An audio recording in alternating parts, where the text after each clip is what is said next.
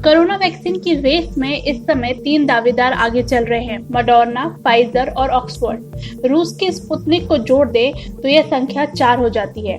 इनमें सबसे बड़ा सट्टा ऑक्सफोर्ड यूनिवर्सिटी की वैक्सीन पे लगा हुआ है, क्योंकि भारत में 3-4 महीने पहले से ही पुणे के सीरम इंस्टीट्यूट ऑफ इंडिया ने इसका निर्माण शुरू कर दिया था।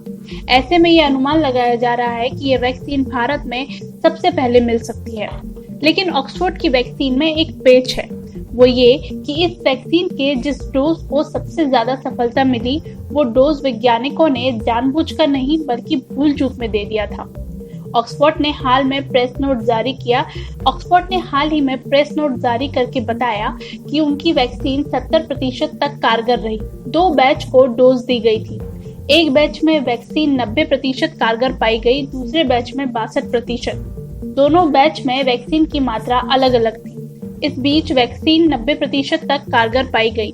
अपने प्रेस नोट में ऑक्सफोर्ड वैज्ञानिकों ने बताया कि जिस बैच में वैक्सीन 90% तक कारगर मिली, उस बैच वाले लोगों को सबसे पहले वैक्सीन की आधी मात्रा दी गई थी, फिर 1 महीने बाद पूरी मात्रा दी गई। ऑक्सफोर्ड के साथ मिलकर इस वैक्सीन निर्माण में एस्ट्राजेनेका भी लगी है।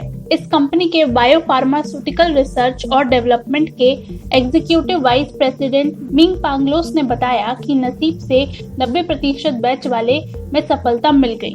ये पता चलने के बाद वैज्ञानिकों के आगे समस्या यह थी कि ट्रायल को फिर से शुरू किया जाए या आगे बढ़ाया जाए।